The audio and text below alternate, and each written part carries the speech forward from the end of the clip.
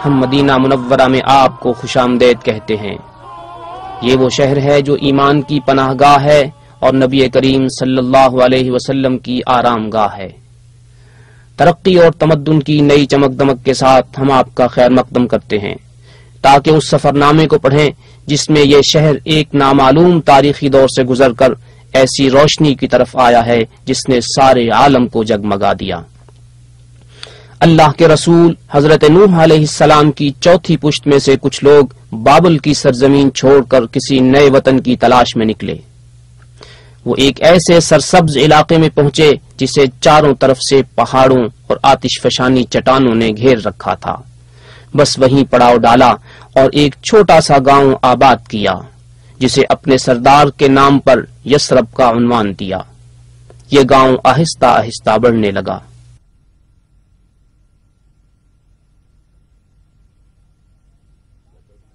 بعض روایات میں ہے کہ ہجرت نبوی سے 2300 سال پہلے قوم عمالیق نے اس میں بسیرا کیا اور ہجرت سے 1200 سال پہلے یہ علاقہ معینی سلطنت کا حصہ رہا۔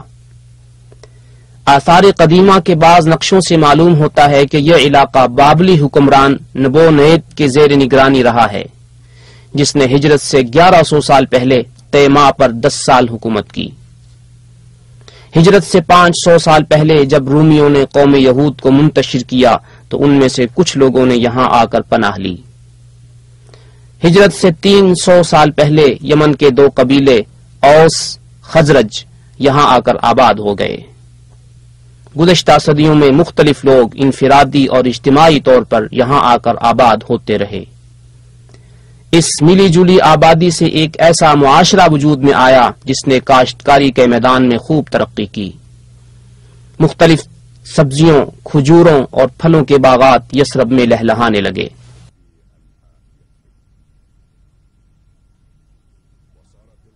شام اور یمن کے درمیان آنے جانے والے تجارتی قافلے یہاں سے گزرتے اور زاد راہ کے طور پر پینے کا پانی اور شیریں کھجور ہمراہ لیتے اور اہل یثرب کے ساتھ تجارتی لین دین بھی کرتے۔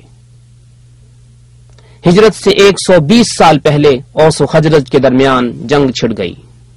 باہمی دشمنی اور انتقامی جذبات نے اس چنگاری کو سلگائے رکھا اور یہودی سازشیں اسے بھڑکاتی رہیں۔ زندگی کا نظام درہم برہم ہو گیا اور لوگوں نے ان حالات سے چھٹکارا حاصل کرنے کے لیے متبادل رستہ تلاش کرنا شروع کیا۔ ہجرت سے 3 سال قبل امید کی کرن پھوٹی جب موسم حج کے دوران قبیلہ خزرج کے چند آدمیوں کی ملاقات نبی اکرم صلی اللہ علیہ وسلم سے ہوئی۔ آپ نے انہیں اسلام کی دعوت دی اور قرآنی آیات کی تلاوت فرمائی۔ یہ سن کر وہ آپس میں کہنے لگے، اللہ کی قسم یہ تو وہی نبی معلوم ہوتے ہیں جن کا حوالہ دے کر یہودی ہمیں دھمکاتے رہتے ہیں، کہیں ایسا نہ ہو کہ وہ تم سے پہلے آپ پر ایمان لے آئیں۔ انہوں نے آپ سے عرض کیا کہ ہم اپنی قوم کو باہمی جنگ و جدال کی ایسی حالت میں چھوڑ کر آئے ہیں کہ شاید ہی کسی اور قوم کی یہ کیفیت ہو سکتا ہے کہ آپ کے ذریعے اللہ تعالیٰ ان میں یکجہتی اور صلح کرا دے۔ پھر انہوں نے اسلام قبول کیا اور یثرب لوٹ گئے۔ آئندہ سال خزرج کے 10 اور اوس کے 2 آدمیوں نے آپ صلی اللہ علیہ وسلم سے ملاقات کی، اسلام لائے اور آپ کے ہاتھ پر پہلی بیعت عقبہ کی۔ نبی اکرم صلی اللہ علیہ وسلم نے ان کے ہمراہ حضرت مصعب بن عمیر رضی اللہ عنہ کو بھیجا کہ وہ اہل یثرب کو گھر جا جا کر اسلام کی دعوت دیں۔ ان کے ہاتھ پر بہت سے لوگ ایمان لائے جن میں اوس و خزرج کے بعض سردار بھی تھے۔ اس سے اگلے سال موسم حج میں یثرب کے 70 آدمی نبی اکرم صلی اللہ علیہ وسلم کی خدمت میں حاضر ہوئے اور دوسری بیعت عقبہ کی۔ نیز آپ صلی اللہ علیہ وسلم اور تمام مسلمانوں کو ہجرت کر کے یثرب آنے کی پیشکش کی تاکہ سب مل کر اسلامی معاشرہ تشکیل دیں۔ چنانچہ مسلمان یثرب کی طرف ہجرت کرنے لگے۔ پھر رسول اکرم صلی اللہ علیہ وسلم بھی حضرت ابوبکر صدیق رضی اللہ عنہ کے ہمراہ تشریف لائے۔ یثرب کے افق پر آفتاب رسالت طلوع ہوا اور یثرب کی کایا پلٹ گئی۔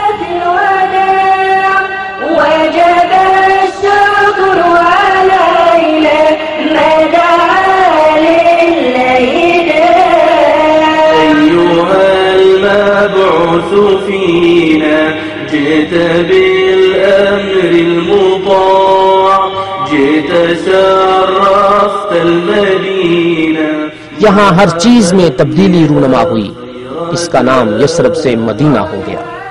اسے مزید ایسے نام عطا ہوئے جو اس کی شان و عظمت کو اجاگر کرتے ہیں، مثلا طیبہ، طابہ، الدار۔ لوگوں کے عقیدے تبدیل ہوئے اور وہ بت پرستی سے اسلام کی طرف آ گئے۔ مسجد نبوی اسلامی تعلیمات اور اسلامی قیادت کا مرکز بن گئی۔ یہاں سے شرک کا قلع کما کرنے اور کلمہ توحید کا بول بالا کرنے کے لیے جنگی دستے بھیجے جانے لگے۔ ہجرت کے دوسرے سال مدینہ منورہ سے 160 کلومیٹر کے فاصلے پر غزوہ بدر کا معرکہ ہوا، جہاں مشرکین مکہ کو زبردست شکست ہوئی اور ان کے بہت سے لیڈر قتل ہوئے۔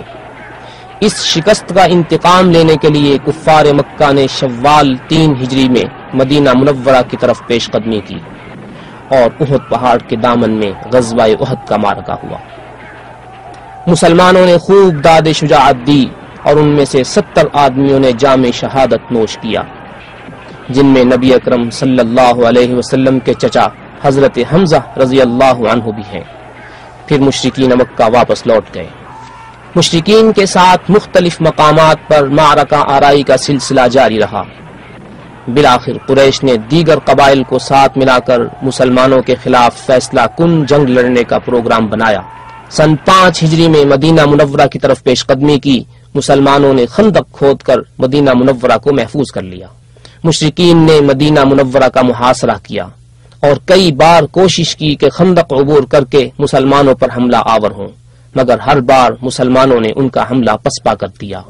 بالآخر اللہ تعالی نے مشرکین پر تیز و تند ہوا بھیج دی، جس سے وہ ناکام و نامراد واپس ہو گئے۔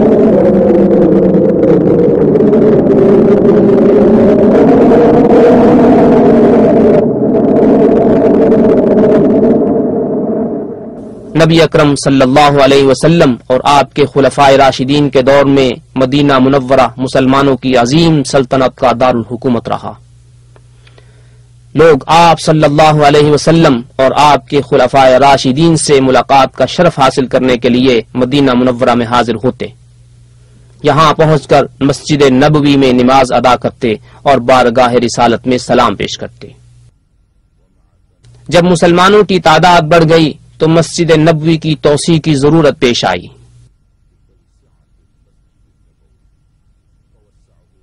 چنانچہ سن 7 ہجری میں نبی اکرم صلی اللہ علیہ وسلم نے اس کی توسیع فرمائی۔ پھر سن 17 ہجری میں خلیفہ راشد حضرت عمر بن خطاب رضی اللہ عنہ نے اس کی تعمیر و توسیع کی۔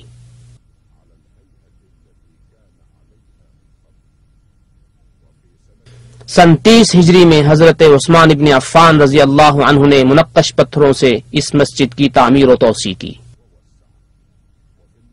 مسجد نبوی ہی وہ مرکز تھی جہاں سے اسلام کی دعوت اور جہاد کے قافلے روانہ ہوتے رہے اور تمام جزیرہ عرب، شام، عراق، مصر اور شمالی افریقہ تک دین اسلام کا بول بالا ہو گیا۔ عمومی خلافت میں دارالحکومت دمشق منتقل ہو گیا، جس سے حکومتی زندگی کی رونق اور سیاسی ہنگامہ بھی وہیں منتقل ہو گیا۔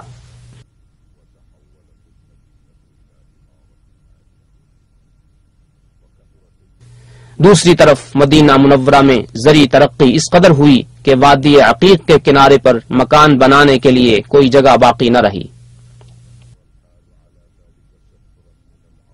مسجد نبوی کی علمی مرکزیت کا اندازہ اس سے لگایا جا سکتا ہے کہ یہاں امام مالک بن انس جیسے شہرۂ آفاق عالم پیدا ہوئے۔